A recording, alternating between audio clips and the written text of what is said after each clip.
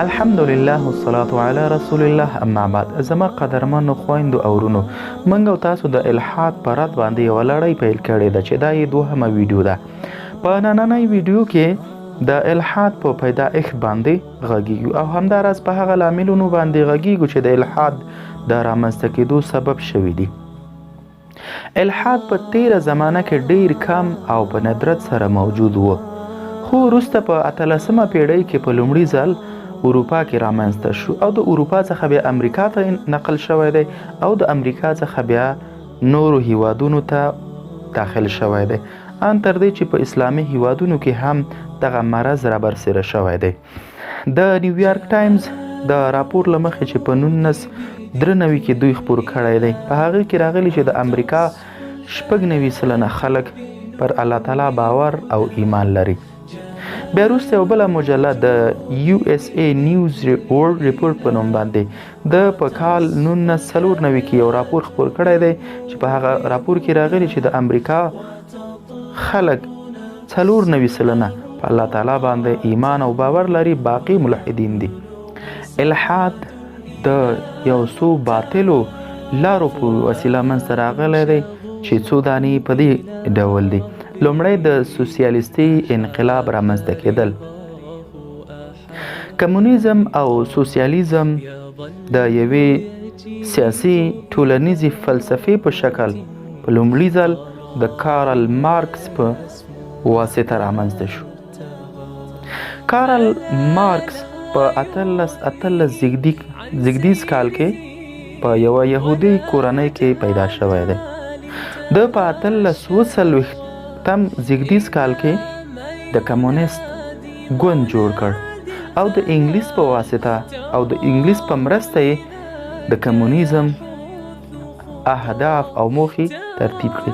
خو کله چې دی له فرانسې او بلجیم څخه وشړل شو، دی لاړ او په لندن کې هلته مقیم شو، هلته یې ژوند کوه چې بالاخره همالته وفات شو.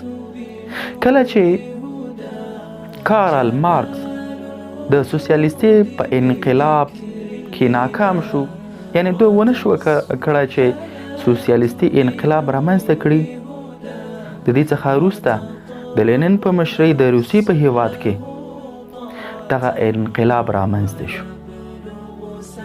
دوهم لامل د الحاد د رامنځته کېدو هغه سیکولریزم یا غربي دیموکراسي ده. سیکولریزم لادینی یا غربي دیموکراسي چې په عربي ژبه کې ورته العلمانیه ویل کیږي، په لومړي ځل په فرانسه کې رامنځته شوه. د برطانیې د دایره المعارف د سیکولریزم څخه داسې تعریف لري: سیکولریزم یو ټولنیز خوځښت دی چې موخه یې د خلکو راګرځول دي له آخرت څخه یوازې دنیا لور ده.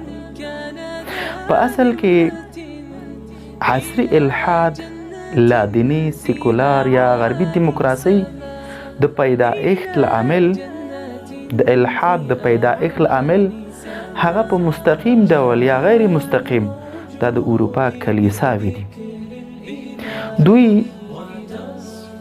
په خپل تحریف شوي دین کې او په خرافاتي عقایدو کې داسې نور خرافات ورګډ کړل چې هغه د انسانانو مشکلات نشول حل کولی او همداراز د نوو حقایقو څخه یې کرکه وکړله او په دې لاره کې ځینې پوهان ووژل او ویسوځول.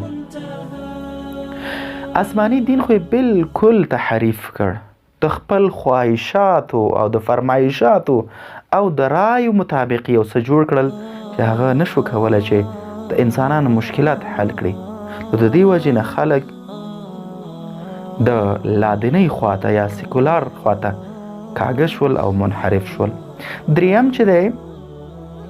دریم سبب او لامل د الحاد د پیدایښت هغه د علم او عقل خلاف څو نظریې پیدا کېدل. داسې نظریې خلکو وړاندې کړلې چې هغه د عقل او د علم خلاف وي، لکه څرنګه چې دیکارت د مادې د ازلیتوب نظریه وړاندې کړله. یا همداراز داروین د تکامل د انسان د تکامل نظریه وړاندې کړه. یا اینشتاین او جورج سموت چې د جهان د پیدایښت نظریه یې وړاندې کړله، چې د جهان پیدایښت نظریه یې د هغه درنې چاودنې یا بیگ بانګ هغه وړاندې کړله. دا هغه نظریې دي چې د عقل او د علم خلاف دي.